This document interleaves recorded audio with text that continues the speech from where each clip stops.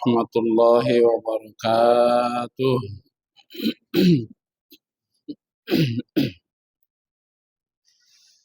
Bismillahirrahmanirrahim. Alhamdulillahi rabbil alamin. Wabihi nasta'inu ala umuri dunya waddin. Wassalatu wassalamu ala asyrafil anbiya'i wal mursalin. Sayyidina wa habibina wa syafi'ina wa qurrati a'yunina wa maulana Muhammadin wa ala alihi wa ashabihi ajma'in, amma ba'du. Qala Allah Ta'ala fi kitabihil karim wa huwa asdaqul qailin. A'udzu billahi minasyaitonir rajim. Bismillahirrahmanirrahim. Wa qala inni dzahibun ila rabbi sayahdin. Rabbi habli minas shalihin. Fabasyarnahu bi ghulamin halim. Falamma balagha ma'ahu as-sa'ya qala ya bunayya inni ara fil manami anni adhbahuka fanzur madza tara. Qala ya abati f'al ma tu'maru satajiduni insyaallahu minas sabirin. Shadaqallahul azim. Ma'asyiral muslimin, jamaah Masjid Jami Ar-Rahmah yang saya hormati, yang saya muliakan, terkhusus kepada para pengurus masjid, para DKM dan seluruh stafnya yang kami hormati, juga para asatidz, guru-guru kita semua, alimul ulama, para tokoh masyarakat semuanya yang hadir, yang saya hormati, yang saya muliakan. Syukur alhamdulillah, kita sama-sama memanjatkan rasa syukur kehadirat Allah Subhanahu wa taala yang telah melimpahkan nikmat, terkhusus nikmat iman wal Islam, nikmat sehat dan panjang umur. Tidak terasa malam ini kita sudah memasuki, insyaallah kalau menurut pemerintah RI, tanggal 8 bulan Zulhijjah.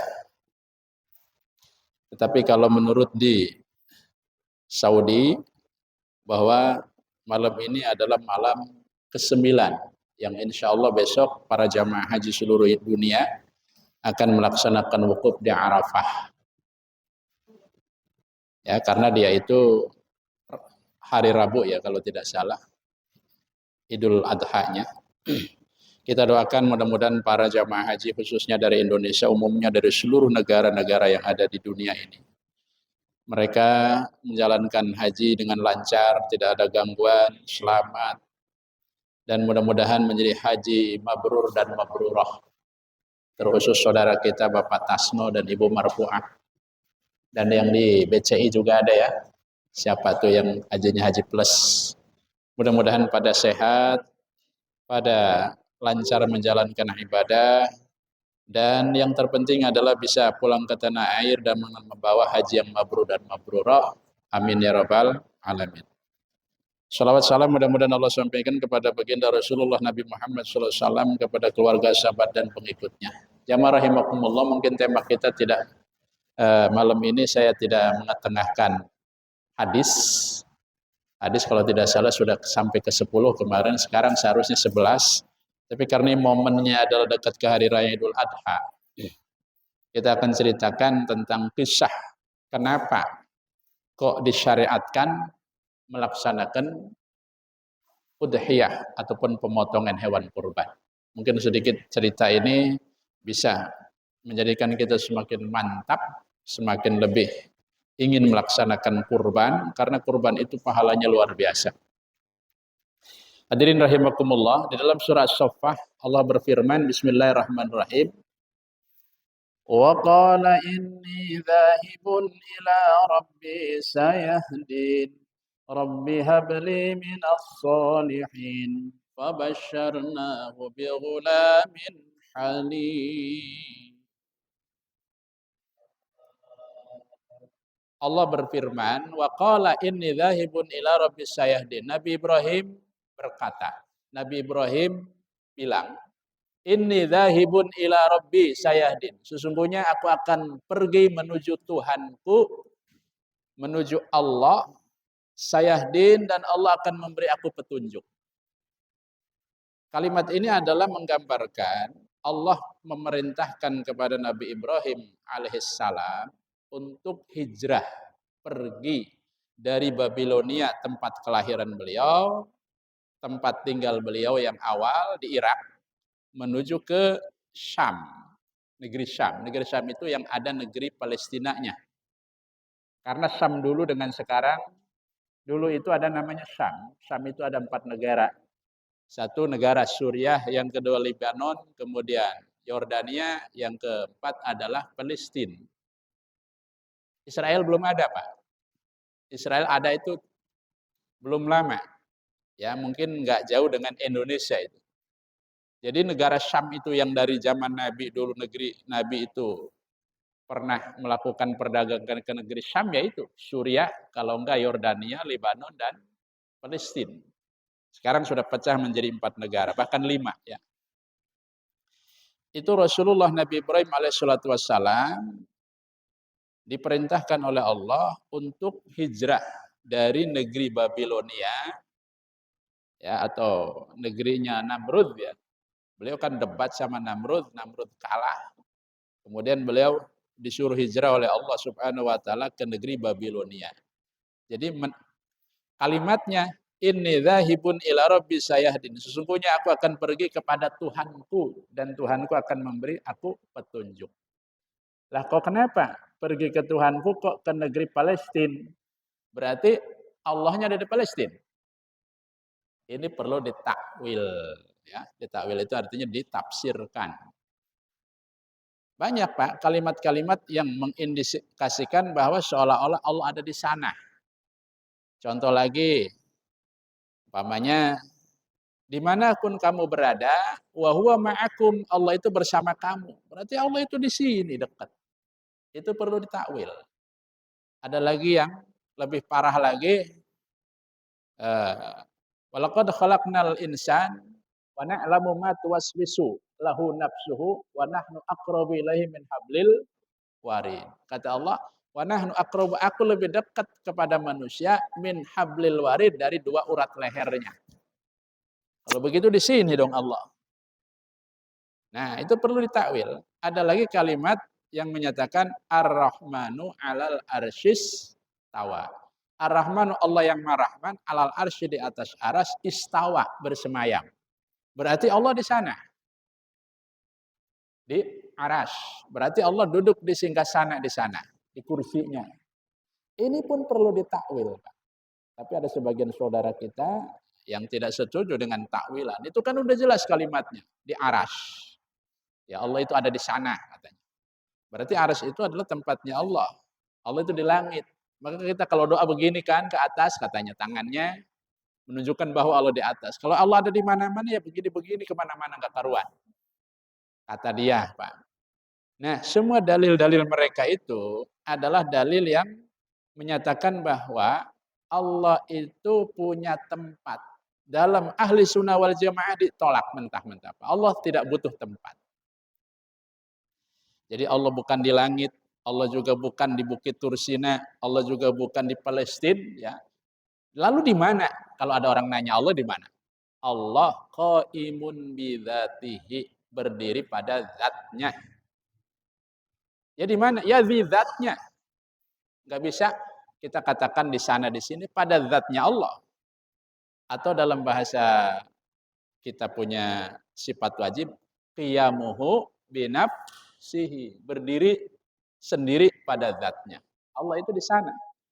Qaimun bidzatihi, berdiri pada zatnya. Karena kalau Allah dikatakan bahwa ada di, katakanlah di aras, sebelum Allah menciptakan aras, Allah ada di mana? Yaitu sampai kapanpun qaimun binafsihi, tetap ada di dalam zatnya. Ini ilmu tauhid, Pak. Baik jamaah rahimakumullah, setelah beliau sampai di negeri Palestina bersama keluarganya tentunya dan orang-orang yang mengikuti beliau, beliau mohon kepada Allah, Rabbi habli minas sholihin, ya Allah limpahkan kepadaku anak yang soleh, seorang anak yang tergolong orang yang soleh. Fabasyarnahu bi ghulamin halim. Lalu Allah memberikan kabar gembira, memberikan seorang anak yang namanya Nabi Ismail alaihissalam. Nabi Ismail itu seorang anak yang sangat halim, yang sangat santun, yang sangat sabar. Itu dikasih Allah. Kenapa Nabi Ibrahim itu minta kepada Allah? keturunan yang soleh, karena beliau itu dari negerinya Babilonia menuju ke Palestina seperti orang asing, Pak. Belum punya anak selama rumah tangga dengan Siti Sarah, sampai Siti Sarah udah tua banget, Nabi Ibrahim pun sudah tua melewati umur 100 tahun. Siti Sarah 90 tahunan. Itu nggak punya anak, Pak. Ya ada di negeri orang, sementara bapaknya, emaknya, ya saudara-saudaranya di Irak jauh. Otomatis kan merasa terasing. Lalu mohon kepada Allah, Rabbi habli minas sholihin, ya Allah berikan aku anak yang soleh. Allah menjawab doanya, lahirlah dari ibu Siti Hajar, ya beliau nikah lagi dengan Siti Hajar, lalu terlahirlah seorang anak yang namanya Ismail, yang inilah yang nanti oleh Allah diperintahkan Nabi Ibrahim untuk memotong dia dalam rangka mendekatkan diri kepada Allah. Ya, hadirin rahimakumullah. Adapun sebab-sebab kenapa Nabi Ismail itu, Nabi Ibrahim itu disuruh memotong putranya. Dulu, Pak, diceritakan dalam kitab ini bahwa annahu qarraba alfasyatin wa thalatha mi'ati baqaratin wa mi'ata badanatin fis sabilillah. Sebelum itu beliau pernah bertaqarrub kepada Allah. Pernah kurban dengan 1000 ekor kambing, 300 ekor sapi, dan 100 ekor onta. Atas nama pribadi, Pak. Ada nggak orang yang kurban sampai 1000 ekor kambing? Kemudian sapinya 300, ontanya 100. Kalau diikat, Pak, di halaman rumah susun ini, di masjid ini, saya yakin ya nggak muat, Pak. Nggak muat. Lah 1000 ekor kambing semana, Pak? Yang jadi masalah lagi motongnya juga kan perlu orang banyak. Belum cincang-cincangnya, ngebagiinnya. Masya Allah. Inilah yang membuat para manusia di zaman beliau takjub, aneh, heran. Kok ada orang kurban segitunya? Ya, korban saking banyak-banyaknya begitu. Jangankan manusia, malaikat aja takjub, kok bisa Ibrahim melakukan itu? Ketika dikonfirmasi oleh seseorang, ada yang bilang, Ibrahim kamu hebat.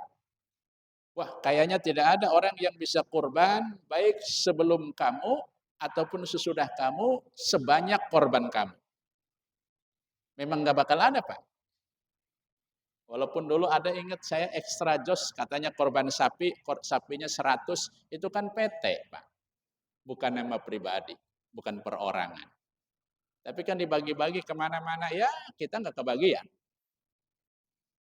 Ya, jadi nggak ada yang bisa kurban sebagaimana kurbannya Nabi Ibrahim. Katakanlah Indonesia punya orang nomor 1, dia korban tuh berapa biji?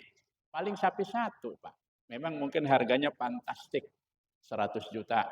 Ya. Tapi kan 1, Ibrahim, sapinya aja udah 300. Berarti tidak ada yang lain, Pak. Benar kata malaikat. Ketika ada yang bilang begitu, apa? Kata beliau, kullu ma taqarraba bihi laisa bisyai'in 'indi. Itu semua kurban itu bagi saya enggak masalah, enggak ada apa-apanya. Uang itu kambing punya Allah, sapi punya Allah, onta punya Allah. Lalu saya korbankan di jalan Allah. Ya wajarlah, enggak takjub, enggak apa, enggak aneh, enggak apa. Wallahi, nah ini dia yang paling membuat Allah itu nagih janji. Wallahi demi Allah, lau kana li ibnun, andaikan aku punya anak, lalu Allah suruh aku potong anak itu dalam rangka kurban, la adzahannahu fi sabilillah. Saya akan potong tuh anak saya di jalan Allah. Wa taqarrabu bihi ila Allah taala. Dan aku kurbankan, aku jadikan sebagai kurban di jalan Allah taala. Wih, kalimat ini semacam nazar, Pak, demi Allah. Nah, maka ditagihlah setelah Nabi Ibrahim kemudian sampai di Palestina, beliau punya anak Nabi Ismail, beliau lupa akan nazarnya ini. Wallahi demi Allah, andaikan aku dikaruniai anak lalu oleh Allah disuruh dipotong tuh anak, saya akan potong. Ya, Ayat selanjutnya menyatakan falamma balagha ma'ahu as-sa'ya qala ya bunayya inni ara fil manami anni adbahuka fanzur madza tara. Qala ya abati if'al ma tu'maru satajiduni insyaallahu minas sabirin. Falamma balagha ma'ahu sa'ya, ketika sampai usia Nabi Ismail itu hampir dewasa yang bisa bantu-bantu bapaknya, bantu emaknya dalam hal pekerjaan. Sebagian ahli tafsir menyatakan Nabi Ismail itu ketika itu umurnya 7 tahun. Ada yang menyatakan 13 tahun. Pokoknya sebelum balik lah. Anak sebelum balik laki-laki. Itu lagi lucu-lucunya, lagi cakep-cakepnya, Pak. Ketika Nabi Ismail usianya segitu, qala, berkata Nabi Ibrahim, ya bunayya inni ara fil manami anni azbahuk. Hai anakku, sesungguhnya aku melihat di dalam tidur. Kalau melihat di dalam tidur berarti ngimpi. Anni azbahuka, bahwasanya aku memotong engkau, diperintahkan oleh Allah suruh motong kamu nak. Fangzur madza taro, sekarang bagaimana pendapatmu nak? Anak kecil ditanya ya tentang pendapatnya bahwa bapaknya itu, ayahnya itu Nabi Ibrahim suruh motong anaknya, bagaimana pendapatmu nak? Ini namanya orang yang bijaksana, Pak. Walaupun jelas-jelas itu perintah Allah, ya, itu nggak maksa. Bapaknya itu nggak maksa. Sini lo, diikat, gue potong lo. Nggak begitu, Pak. Saklek itu bapak yang begitu. Lah apa salah saya, Pak? Kok saya dipotong? Udah diem lo. Itu namanya bapak saklek. Diajak musyawarah. Nabi Ismail itu. Fangzur madza tara, bagaimana pendapatmu nak? Ayah yakin itu adalah perintah Allah. Yakin nak. Karena 3 kali ayah itu ngimpi diulang-ulang. Jadi Allah itu menyuruh bapak ketika dalam mimpi, ya Ibrahim, ufi binadharik. Ibrahim, penuhi nadarmu. Potong anakmu. Begitu nak. Baik ayah. Jawabannya mencengangkan, Pak. Anak sekecil katakan 13 tahun. Lagi senang-senangnya main.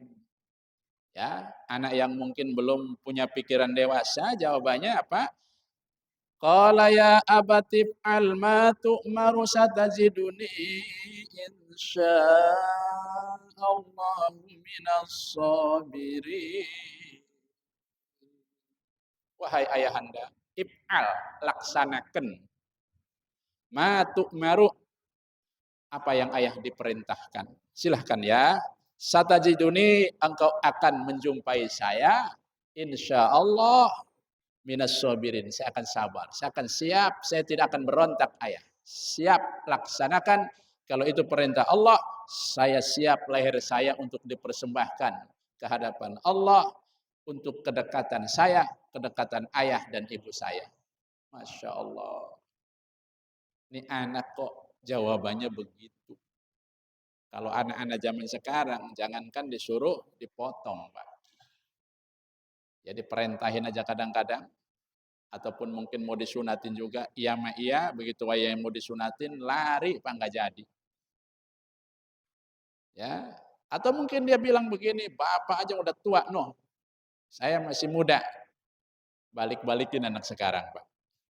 Ini menandakan apa? Nangis Nabi Ibrahim, Pak.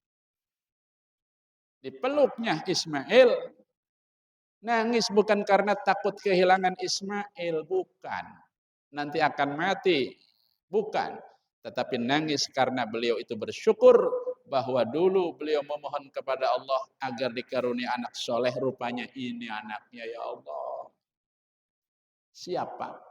Diadakan pemotongan.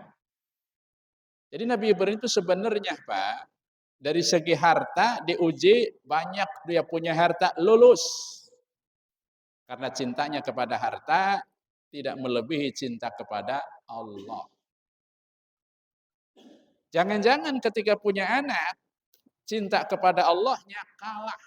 Karena dia itu merindukan anak yang sangat dia cintai, sehingga cintanya kepada Allah akan kalah dengan cinta kepada anaknya. Maka Allah tes, potong Ibrahim anakmu. Kalau memang kamu cinta kepadaku, kau turut kepada perintahku, kau taat kepadaku, dilaksanakan, Pak. Padahal Allah nggak kejem-kejem amat, Pak. Ilok anak suruh dipotong. Ini adalah sebagai ujian yang berat, Pak. Allah pun bilang, inna hadza lahuwal balaul mubin. Sungguh ini ujian yang sangat berat, yang sangat nyata. Andaikan itu jatuh kepada kita, Pak. Hai orang-orang Islam, setiap 10 Dzulhijjah kau korbankan anakmu satu yang laki-laki. Yang enggak punya anak laki-laki enak, enggak dikorbanin. Yang punya anak laki-laki bingung, cari semana yang paling badung, potong aja. Enggak begitu, Pak. Jatuhnya enggak begitu kepada kita perintah itu. Karena enggak mungkin kita bisa melaksanakan. Bahkan mungkin ditentang oleh seluruh ajaran manapun ditentang. Allah tidak, Allah lebih ngerti, lebih paham. Hanya orang tertentu, Nabi Ibrahim ini yang diuji oleh Allah. Coba sampai sejauh di mana itu. Bukan hanya Nabi Ibrahim yang diuji, Pak. Nabi Ismailnya diuji sebagai anak. Siti Hajarnya diuji sebagai ibu. Rela enggak dia melepaskan anak tercintanya demi dekat kepada Allah. Nabi Ibrahim udah puguh, emang itu dia yang menjalankannya. Jadi 3 sisi, anak, ibu, sama bapak. Inilah keluarga, Pak. Maknya taat kepada Allah, bapaknya taat kepada Allah. Boleh jadi anaknya enggak taat. Atau anaknya taat kepada Allah, bapaknya taat kepada Allah. Emaknya belanja melulu. Bisa jadi. Melawan sama suami. Atau mungkin emaknya benar, ya, anaknya benar, bapaknya kawin mulu maunya. Kan banyak macam-macam. Bagaimana musakinah? Nabi Ibrahim, subhanallah, bapaknya jadi suri tauladan Nabi Ibrahim itu untuk seluruh umat. Anaknya juga sama suri tauladan, emaknya juga suri tauladan. Pantes kalau Nabi Ibrahim itu termasuk keluarga yang di dalam sholawat itu Rasulullah anjurkan. Allahumma sholli ala Sayyidina Muhammad wa ala ali Sayyidina Muhammad. Kama shollaita ala Sayyidina Ibrahim wa ala ali Sayyidina Ibrahim. Masya Allah, Pak. Baik. Ya, ketika Nabi Ibrahim itu sudah siap untuk memotong anaknya, Nabi Ismail sudah siap, maknya mah nangis, Pak. Dia udah kasih tahu sama iblis. Justru ngasih tahu itu iblis. Ketika iblis tahu bahwa ini ada perintah Allah, Nabi Ibrahim disuruh motong anaknya, Nabi Ismail, itu iblis itu taraddudan, mundar mandir. Bagaimana caranya gagalin ini? Tidak pernah dia sesibuk semenjak diciptakan oleh Allah, sesibuk waktu itu untuk menggoda Nabi Ibrahim. Bagaimana caranya supaya digagalkan? Emang kerjaan dia itu begitu, Pak, iblis itu. Pertama emaknya dulu, Pak. Emaknya datangin, "Hei Hajar, kamu tahu nggak Ibrahim sama Ismail tadi jalan?" Ya tahulah, itu laki gua, tahu lu. Itu anak gua. Ya kita bahasa Betawinya begitu. Lu tahu nggak apa maksudnya? Dia akan bertamu kepada Allah, akan menuju Allah. Salah. Dia itu Ibrahim mau motong anaknya, anak lu tuh mau dipotong. Lu tahu nggak tadi? Dia kan bawa pesok, bawa golok, sama bawa tali kan? Itu mau dipotong. Emangnya kenapa mau dipotong? Nggak mungkin seorang ayah motong anaknya. Apalagi dia nabi, dia rasul. Nah itu dia. Hajar, kata Ibrahim, katanya Tuhannya itu nyuruh begitu. Kalau memang Tuhan yang nyuruh, Allah yang nyuruh, saya siap. Jangankan Ismail, saya sendiri kalau mau dipotong boleh, silahkan. Lu mah putus asa, Pak.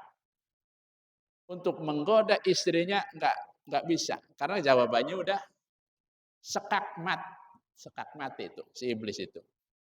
Akhirnya ke Nabi Ibrahim, Pak. Lagi jalan tuh Nabi Ibrahim sama anaknya di depan, Nabi Ibrahim di belakang. Nabi Ismail jalannya kucek-kecek lurus, apa lucu?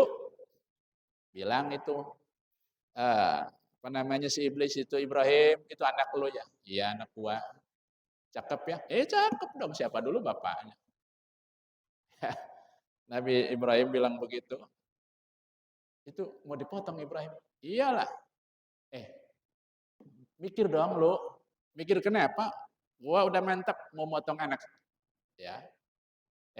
Lu itu kan baru punya anak dia-dianya. Lu Rasul, lu Nabi. Nanti kalau dia mati siapa yang ngurusin dakwah? Kamu siapa? Bener mah bener Pak. Iblis ngomongnya. Tapi Nabi Ibrahim ini jangan-jangan lu setan, lu iblis lu ya. Bukannya ngedukung malah ngerecokin aja lu ya. Ini dilempar Pak, menurut sebuah cerita dilempar. Jadi Siti Hajar juga ngelempar, beliau juga ngelempar, cuman nggak kena. Iblis kan nggak ngeledek, nggak kena lu, nggak kena lu. Leset.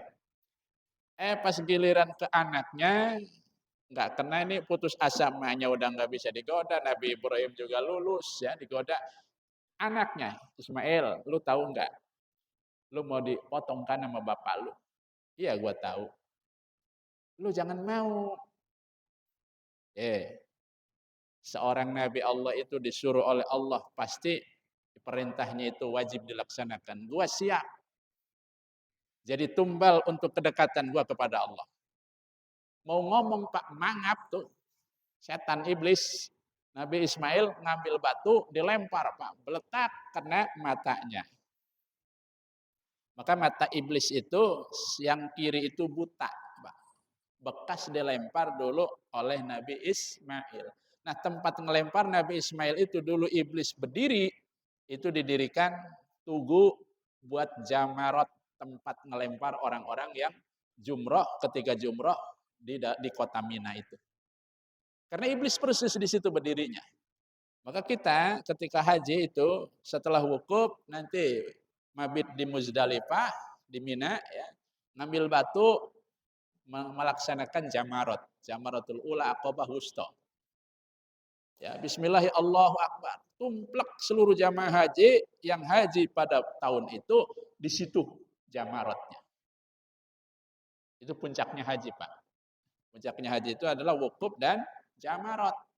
Nanti setelah hari raya Idul Adha itu lagi puncak-puncaknya. Di sini mah lagi motongin kambing, motongin sapi, makan-makan enak kita. Jamaah rahimakumullah. Ya, baik. Dilaksanakanlah. Iblis itu tunggang langgang, Pak. Falamma aslama wa tallahu lil jabin wa nadainahu ayya Ibrahim qad saddaqta ar-ru'ya inna kadzalika najzil muhsinin. Falamma aslama, ketika dua-duanya orang udah pasrah, Nabi Ibrahim pasrah siap untuk melaksanakan pemotongan anaknya. Nabi Ismail pasrah kepada perintah Allah, dia siap untuk menjadi tumbal korban, untuk siap menghadap Allah dengan kematiannya. Dua-duanya udah pasrah, udah menyerah kepada perintah Allah. Inilah yang disebut muslim, Pak. Orang yang pasrah terhadap perintah Allah, seberat apapun perintahnya dilaksanakan. Sami'na wa ata'na. Jadi Nabi Ibrahim itu jadi contoh suri tauladan. Falamma aslama, ketika dua-duanya sudah pasrah untuk menghaturkan dirinya ke hadirat Allah, wa tallahu lil jabin, dan Ismail itu sudah dibaringkan di lambungnya. Sudah siap mau digorok oleh ayahnya. Sekuat tenaga Nabi Ibrahim menggorokkan golok tetapi tidak mempan. Sampai keringetan, Pak. Karena itu waktu terik matahari. Aneh ya, leher Ismail yang begitu lembek kok tidak mempan dengan golok yang begitu tajam. Dia cari pohon, jelas sekali pohon itu langsung patah. Langsung putus. Bahkan lebih ekstrim lagi, ya, dia cari batu, bral jadi dua. Kan tajam ini. Ditempelin lagi nggak mempan, Pak. Artinya Nabi Ibrahim itu sudah melakukan upaya sekuat tenaga untuk bisa memotong Ismail, tapi nggak bisa dengan golok itu. Ya goloknya diambil, Pak. Diomelin, lok-lok. Ya. Lu ini ngeledek sama gua. Lu kan tajam. Pohon aja sekali babat patah. Batu aja yang begitu keras patah apa belah jadi dua. Leher Ismail itu kan lebih lunak, lebih lentur, lebih lembek. Kenapa lu nggak mempan? Dilalah Pak goloknya ngomong. Kata golok Ibrahim, ayah saya hanya taat kepada Allah. Lah saya juga taat kepada Allah. Saya mau melaksanakan pemotongan ini. Ya, golok yang dibawa cuman kamu-kamunya. Kalau saya nggak laksanakan bagaimana? Saya juga melaksanakan perintah Allah. Saya juga melaksanakan perintah Allah. Saya takut. Emang Allah nyuruh apa sama lu? Lok. Kata Allah, wahai golok, jangan setetes darah pun dari darah Ismail itu mengalir muncrat ke bumi. Atau saya nggak berani, nanti saya disiksa, kata golok. Atau saya bagaimana? Ya, ibaratnya itu Pak. Ini mungkin nggak begitu kejadiannya mah Pak. Tapi emang ada cerita begitu di sininya. Maka saya ketengahkan nggak apa-apa. Akhirnya datang malaikat Jibril. Wa nadainahu ayya Ibrahim qad saddaqta ru'ya. Inna kadzalika najzil muhsinin.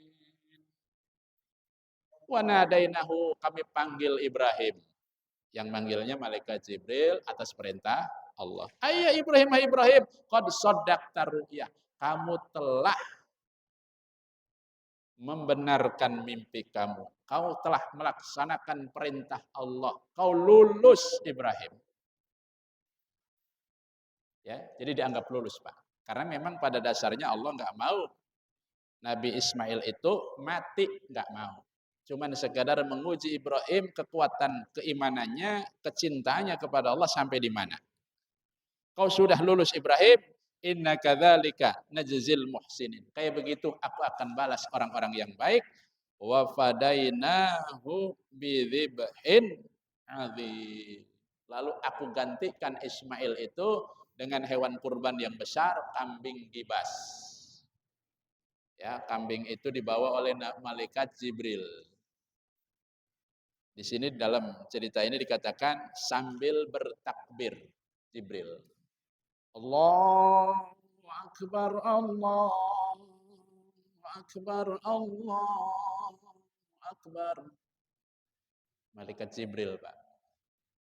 Dijawab sama Nabi Ibrahim. La ilaha illallah, Allahu Akbar. Nabi Ismail enggak diem aja, Pak. Enggak menang baik. Allahu Akbar walillahil hamd.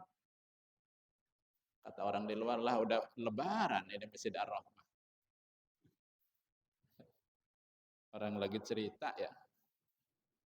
Akhirnya takbir, tahmid, dan tahlil ini disunahkan oleh Allah, oleh Rasulullah agar dibaca, dikumandangkan di setiap tempat-tempat. Mau di musola, mau di masjid, mau di rumah, mau di mana aja silahkan. Yang penting jangan di WC. Di WC takbiran. Jangan. Tempat-tempat yang memang sekiranya mulia silahkan takbirkan. Di jalan-jalan silahkan. Sunnah hukumnya membaca takbir semalam suntuk. Terutama ketika hari raya Idul Adha. Begitu maghrib terus sampai besok. Bahkan habis sholat pun sunnah. Sampai hari-hari tasyrik tanggal 11, 12, 13. Sampai sholat asar tanggal 13 itu sunnah kita. Tapi nanti udah waktu ke-14-nya enggak. Karena itu masih rangkaian pelaksanaan ibadah haji orang-orang yang di Mekah masih terus berjalan. Jadi kita ikut mendorong dengan doa dari tanah air ini. Supaya mereka menjalankan ibadahnya semangat. Ya, subhanallah, Pak. Jadi lulus Nabi Ibrahim. Hadirin jamaah yang dimuliakan Allah Subhanahu wa taala, dipotonglah ini, Pak.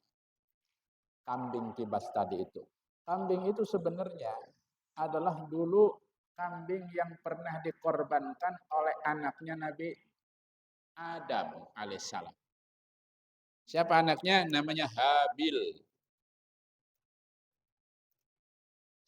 Ketika Nabi Adam itu perintahkan, jadi sebenarnya korban itu sudah ada dari syariat-syariat terdahulu. Nabi Ibrahim itu kan udah zaman dulu, ke Nabi Muhammad jauh. Ada bahkan Nabi yang pertama, Nabi Adam, mensyariatkan kurban kepada anaknya. Ketika anaknya itu Qabil dan Habil, Qabil ini yang ngeyel, Pak. Kalau Habil itu enggak ngeyel, taat kepada Allah. Habil itu seorang peternak kambing, sementara Qabil itu seorang petani yang nanam-nanam buah-buahan, nanam sayur-sayuran itu ya. Ketika itu dia enggak setuju dengan keputusan dari bapaknya yaitu Nabi Adam. Kata Nabi Adam, itu juga kata Allah, Adam, kawinkan anakmu secara silang. Silang itu apa, Pak? Karena anak Nabi Adam itu setiap lahir satu perut, laki perempuan, laki perempuan, laki perempuan begitu. Ya misalkan yang pertama, Pak. Yang pertama itu lahir A, B. A-nya itu laki-laki, B-nya perempuan. Namanya Iklimah dan Kabil umpamanya. Lahir lagi A, B, yaitu Habil dengan Labuda. Nah, setelah gede pada gede, itu Qabil itu cintanya kepada Iklimah, adik kandung dia.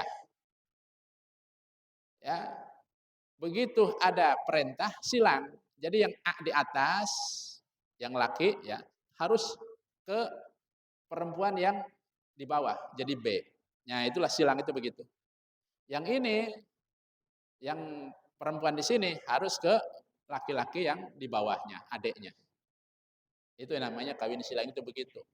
Kalau si Habil sih Pak setuju-setuju aja mau dinikahin sama Labuda, mau dinikahin sama Iklimah juga nggak masalah. Cuman memang Iklimah itu lebih cantik Pak, bukan Labuda itu jelek, cakep. Cuman Iklimah itu lebih cakep. Nah makanya si Qabil ini cintanya kepada Iklimah. Ya, orang kalau cinta bagaimana sih? Ya, Bapak saya nggak setuju. Itu mah bisa-bisanya Bapak aja. Saya suruh kawin sama Labudan. Demenan saya kan Iklimah. Dia kan satu kandung sama saya. Ya Habil itu sama Labudan lah. Jangan maunya begitu enak aja. Saya nggak setuju. Nah ini dari Allah. Enggak itu bisa-bisanya Bapak aja. Ya, kamu nggak percaya? Enggak. Kalau nggak percaya kamu adain korban.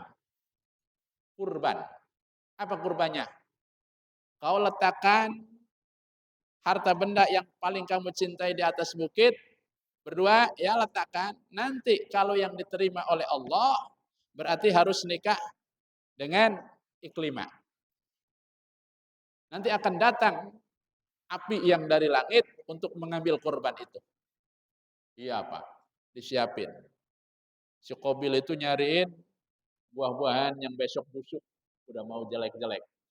Sayur-sayuran yang udah mau busuk, diambilin yang jelek-jelek, taruh di sana. Karena Pak hatinya ini iri dengki Pak.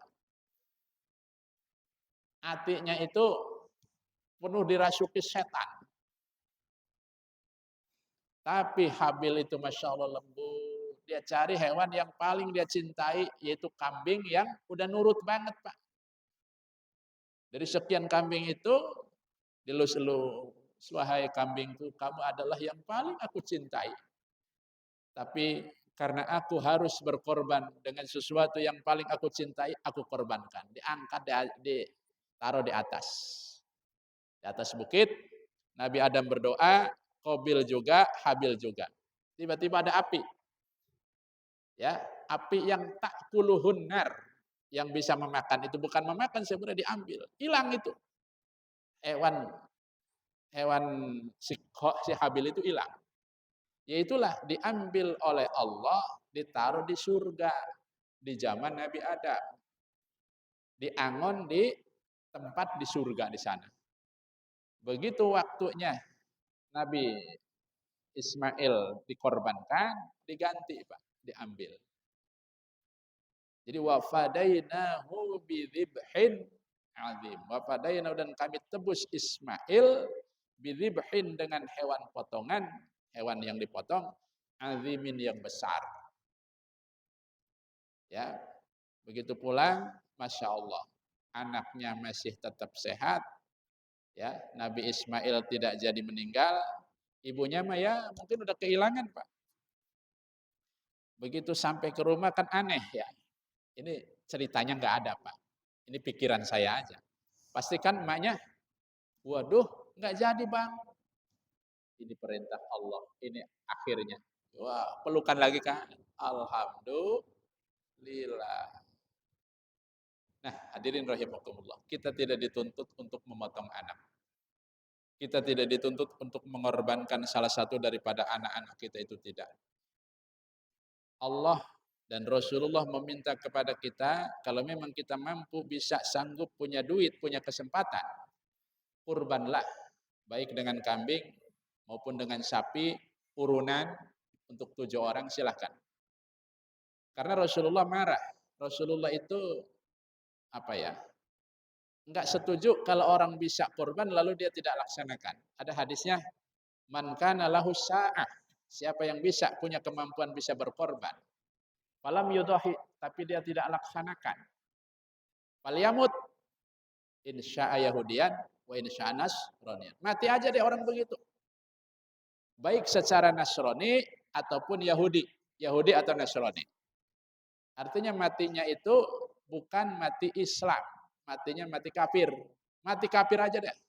Kalau bahasa Betawinya, siapa yang punya kemampuan bisa korban tapi dia kagak korban, mendingan mampus aja deh. Yahudi atau Nasrani. Begitu Pak. Nabi marah. Ya, kalau yang tidak mampu ya nggak usah dipaksain. Tapi kalau yang nggak mampu lalu mau, itu luar biasa namanya. Udah bisa bener ini. Kok belum titit-titit di sini? Jadi mari kita ambil kesimpulan, masing-masing aja deh bagaimana menyimpulkannya. Yang jelas ini merupakan satu peristiwa yang sampai sekarang oleh Nabi kita Muhammad SAW, syariat Nabi Ibrahim itu salah satunya kurban itu masih dipertahankan. Bahkan disunahkan kepada kita umat Islam. Baik, karena sudah Isya, kita tutup pertemuan kita, mudah-mudahan bermanfaat. Kita baca kafaratul majlis. Bismillahirrahmanirrahim. Subhanaka Allahumma wa bihamdika asyhadu an la ilaha illa anta astaghfiruka wa atubu ilaik. Wabillahi taufiq wal hidayah war ridha wal inayah. Wassalamualaikum warahmatullahi wabarakatuh.